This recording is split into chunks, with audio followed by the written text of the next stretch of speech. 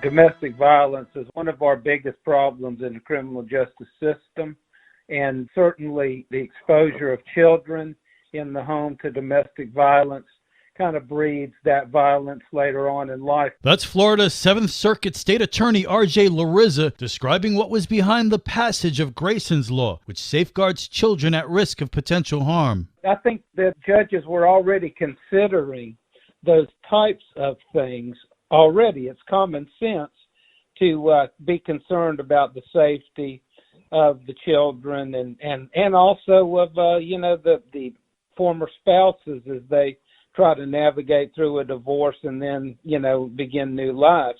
I think some of what might be a little bit more proactive is that the threat versus the actual happening. The bill was proposed after the death of 4-year-old Grayson Kessler, who was the victim of a murder-suicide involving his father in May of 2021. Larissa says the new law will help judges in finding the way to the truth. Sometimes folks will what I call weaponize things like that and claim something happened or claim the potential when it's not there. So we also have to be very careful that we investigate appropriately what the allegations and that we do our due diligence, whether it's on the family law side when the judge is making a decision on whether or not to grant shared custody or supervised visitation, whatever it may be, as well as in the criminal justice system where we typically have to do our homework and do the due diligence before we make a decision about going forward on an allegation. Grayson's Law first proposed in late 2021 and reintroduced in this year's legislative session.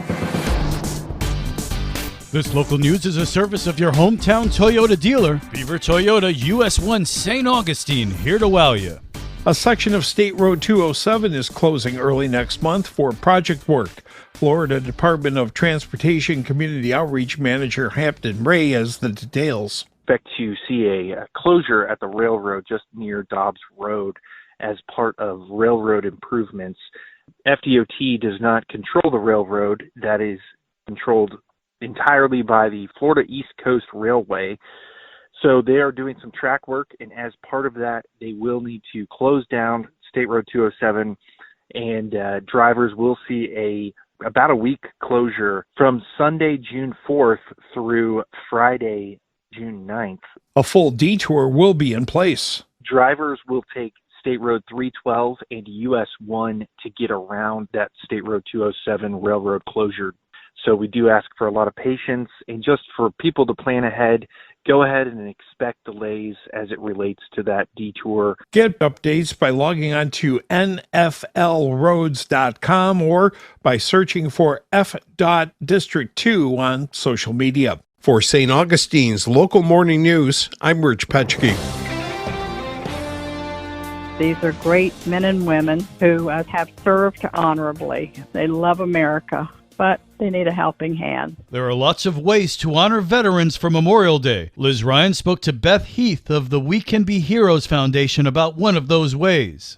They do something special for veterans every month. The last Friday of each month, we host a luncheon for homeless veterans that just walk in to the Clara White Mission. They have served our country honorably, and we give back with a luncheon. And they don't leave empty-handed. We send them off with a ditty bag packed for meals of non-perishable canned and prepackaged food and a few personal items.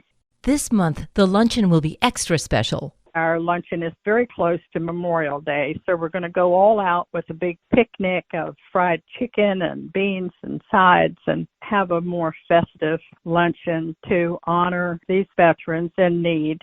Here's how you can help. At the luncheon, we do a raffle of gift cards that are donated. We ask folks to donate gift cards to places like 7-Eleven or Walmart or Dollar General. You can donate on our website, wecanbeheroesfoundation.org. It lists where you can drop off non-perishable prepackaged food, where you can make a donation of a gift card.